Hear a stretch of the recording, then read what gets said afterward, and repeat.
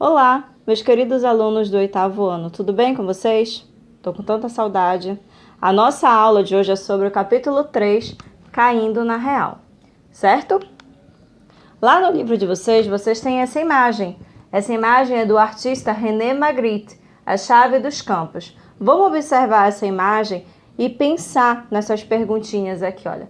Você conhece a expressão cair na real? Você já ouviu essa expressão? Alguém já te falou ela?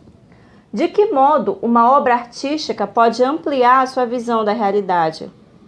Para você, o que vem a ser a realidade? Lembre-se, existem certos limites entre verdade e ilusão, que são muitas vezes difíceis de determinar, certo? O artista René Magritte, ele quis representar, segundo a curadora de arte Paloma Alarcó, o pintor parece sugerir que o que se via pela janela antes da quebra não era uma paisagem real, mas sim uma imagem pintada sobre o vidro, idêntica à paisagem de fora. A paisagem pintada no vidro quebrado mostraria, então, que a realidade também pode ser uma ilusão. Certo? Vamos lá. Aqui, olha. Vamos analisar. Lá no livro de vocês, na página 4, tem dois artistas. Na verdade, tem o artista Belchior, certo? E também tem o grupo Racionais MCs. Aqui eu trouxe dois trechos das músicas deles, tá? Que estão no livro de vocês. Eu também vou disponibilizar o áudio no grupo para vocês poderem ouvir as músicas e assim ficar melhor de analisar e entender. Tudo bem? Aqui, olha, a música do Belchior. Faz tempo que ninguém canta uma canção falando das coisas que acontecem todo dia em nosso tempo e lugar. Meu melhor amigo foi atropelado, voltando para casa. Caso comum de trânsito.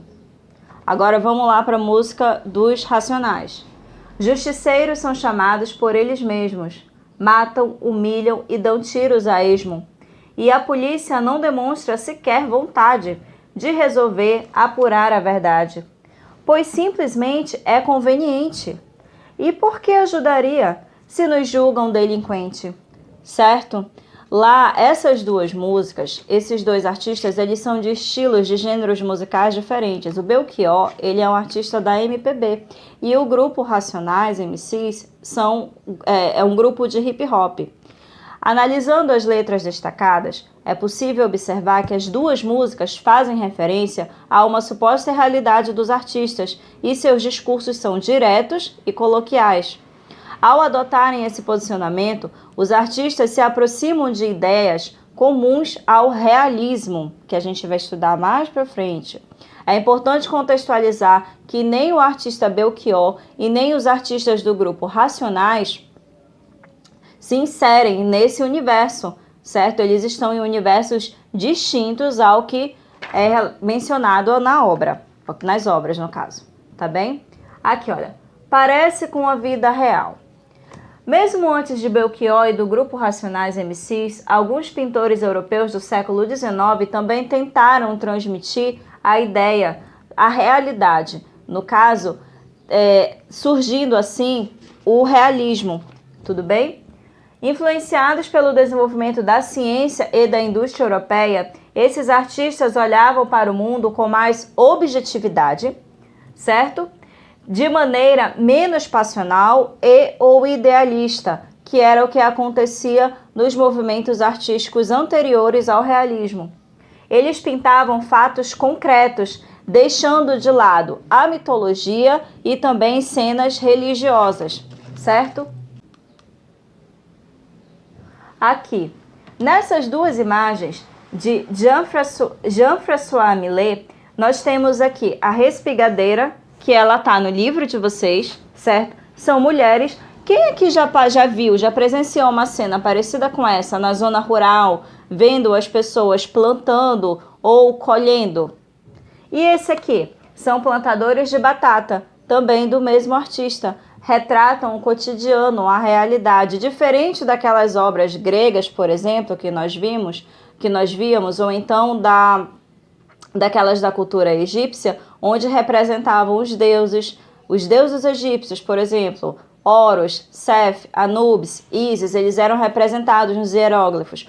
Ou nós temos na Grécia, onde as pinturas elas representavam cenas da mitologia grega, Hércules matando o leão de Nemeia, ou então Aquiles voltando da batalha, durante a batalha de Troia, Ulisses em seu regresso à Ilíada após a guerra de Troia, certo? Então, esses artistas do realismo, como Jean-François, eles procuravam retratar as obras, o dia a dia, o cotidiano de uma forma mais real, tendo como inspiração as pessoas, especialmente as pessoas mais simples, aquelas pessoas que eram consideradas abastadas, que eram consideradas miseráveis aos olhos da população de uma classe social mais elevada, certo?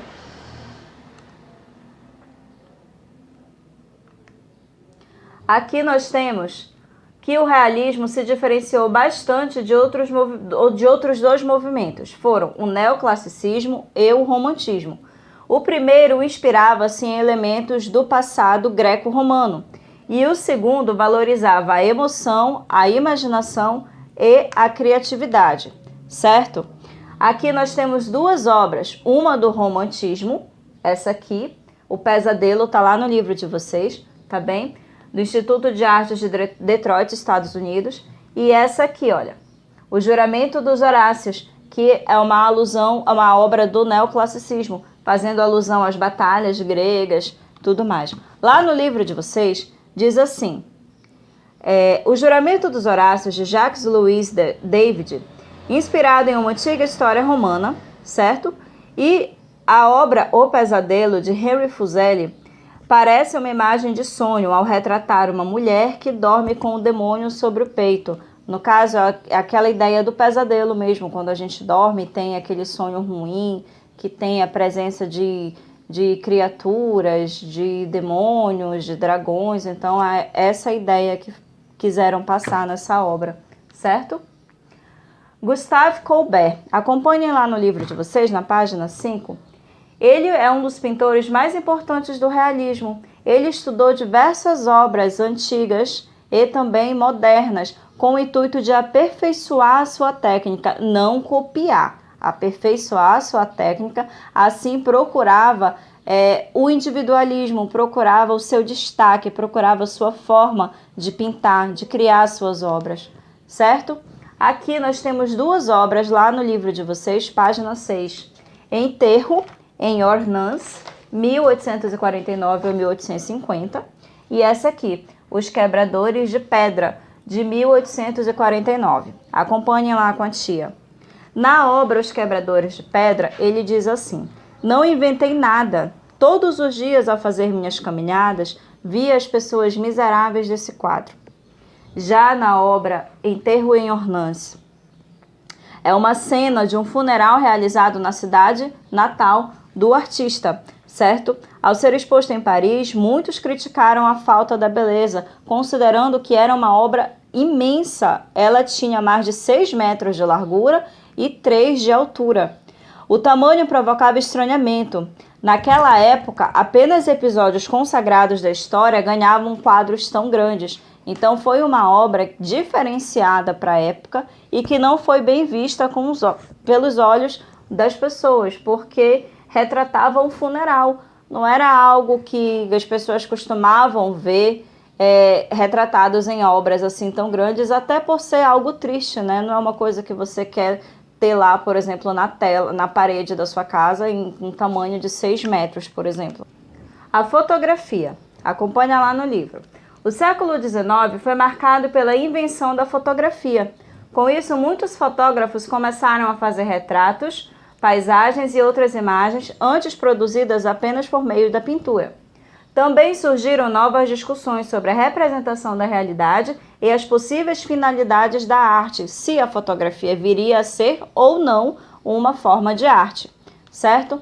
Aqui no livro de vocês, na página 7, vocês têm essa imagem de Alfred Stieglitz, certo? A obra se chama The Tirade, 1907, uma fotografia, tá bom? do Museu Whitney, Nova York, Estados Unidos. Lá no livro diz assim: a fotografia só passou a ser considerada arte no início do século XX, sendo que ela surgiu lá no início do século XIX. Então foi quase um século para a fotografia passar a ser considerada de fato uma obra de arte, como obra de arte, perdão. Vai ficar para vocês algumas atividades. Olhando assim, tia, pelo amor de Deus, é muito. Não, não é muito, calma, é pouquinho. Vocês vão ler a página, vão dar continuidade à leitura lá da página 7, 8 e 9, que são leituras que vão aprimorar mais esse conhecimento sobre a fotografia. Na próxima aula a gente vai falar mais um pouquinho sobre isso, tá? Daí vocês vão fazer um exercício simplesinho lá da página 10, olha. Bem pequenininho, bem rapidinho, é só para pegar as palavrinhas e colocar, preencher as lacunas, tá bem? Daí, lá na página 4, tem uma atividade prática para vocês. Vocês vão fazer assim: pinte uma imagem abstrata do que a realidade significa para você, para ti. O que é a realidade? O que tu consideras como realidade? Então, tu vais pegar e vais pintar, vai fazer uma pintura abstrata, com tinta, com lápis de cor, fica a seu critério. Não pode ser preto e branco, tá? Tem que ser colorido, tudo bem? Depois vocês vão montar uma composição com imagens, palavras, recortes de revista, artistas. Lembrando que reproduções de obras de arte que tenham alguma relação com a sua realidade.